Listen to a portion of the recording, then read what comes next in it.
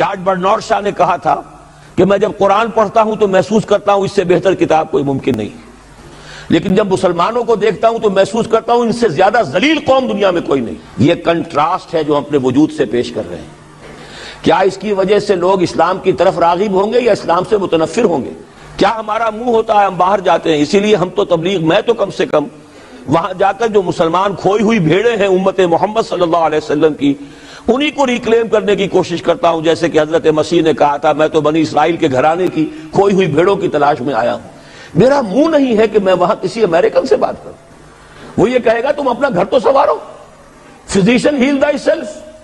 تم ایک چھوٹا سا ملک نہیں چلا سکتے، تم نے اس کا بیڑا غرق کر کے رکھ دیا ہے، تم نے اسے کورٹ آف وارڈ بنوا دیا ہے آئی ایم ایف کا۔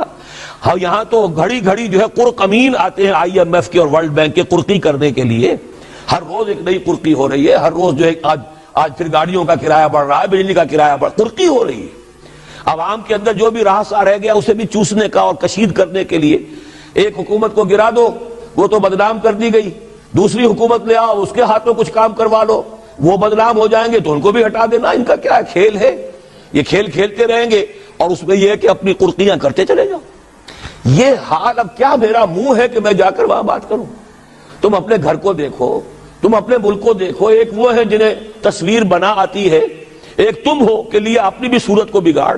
تو صورت یہ ہے کہ جب کوئی قوم جو امت مسلمہ ہو یہ طرز عمل اختیار کرتی ہے تو عذاب اس پر آتا ہے۔ بڑی کڑوی بات ہے، آج عذاب کفار پر نہیں آ رہا، وہ تو اللہ تعالیٰ ان سے آخرت میں نبٹ لے گا، لیکن اب دنیا میں جو عذاب آتا ہے وہ مسلمان امت پر آتا ہے۔